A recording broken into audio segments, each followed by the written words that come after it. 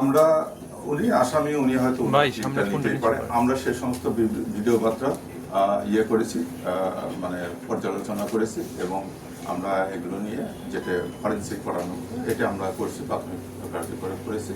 করে যেটা দেখা যাচ্ছে যে এটা উনি বলতে পারে, উনি আসামি, উনি বিভিন্ন কথা বলতে পারে, কিন্তু আমাদের যে তদন্ত তথ্য প্রমাণ যেটা আমরা পেয়েছি এটা আমরা নিশ্চিত হয়ে আমরা এই অভিযোগপত্রটাকে বাংলাদেশ এবং ভারতের মধ্যে বন্দী বিনিময় চুক্তি আছে, আপনারা কি সেখানকার যোগাযোগ করেছেন, তাদের অবস্থান বা তারা কোথায় রয়েছে?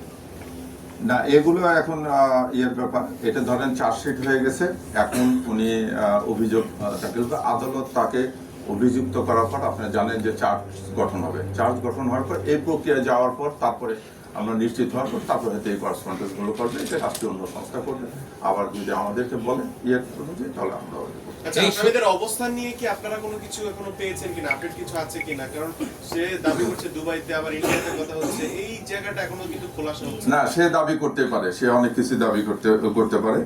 আমরা যেটুকু ঘটনা পারিপ্রেক্ষিকতা আপনি জানেন যে টোটাল 17 জনের বিরুদ্ধে আমরা চার্জশিট দিয়েছি বলতে, এই 17 জনকে জিজ্ঞাসাবাদ করে তাদের তথ্য প্রমাণ এটা তদন্ত করে আমরা যেতে পেরেছি, আমরা সেই অবস্থানে আছি। ওরা কোথায় আছেন? ওনারা আমি একটু জানতে, ওনারা কোথায় আছেন?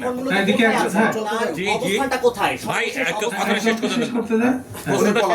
আমাদের নিকট উনি পলাতক। সেটা কোথায়? না, এটা জানলে তো আমি ধরে নিয়ে আসতে হবে। না না না, আপনারা বলছেন ভারতে আছে, ভারতে প্রচার, এটাও আমাদের তথ্য প্রমাণে আসছে, যেটুকু সেটুকু আমরা নিয়ে আসছি।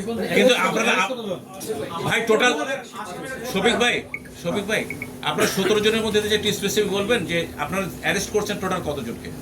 আমরা অ্যারেস্ট করেছি 12 জনকে। 12 জনকে, হ্যাঁ। আর পলাতক আছে 5 জন। 5 জন পলাতকের মধ্যে কে কে আছে? পলাতক 5 জনের ভিতরে আছে আপনার বলে দিচ্ছে, পলাতক 5 জন আছে। ফয়সাল করিম মাসুদ আছে, তারপরে আলমগীর শেখ, তারপরে বাপ্পি, ফিলিপ, আর একটা হচ্ছে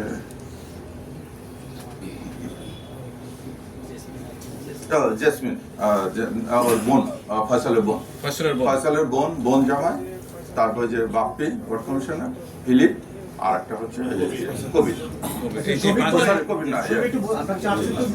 আরে ভাই কথাটা শেষ হয়নি তো। কার নির্দেশে এই ঘটনাটা ঘটেছে?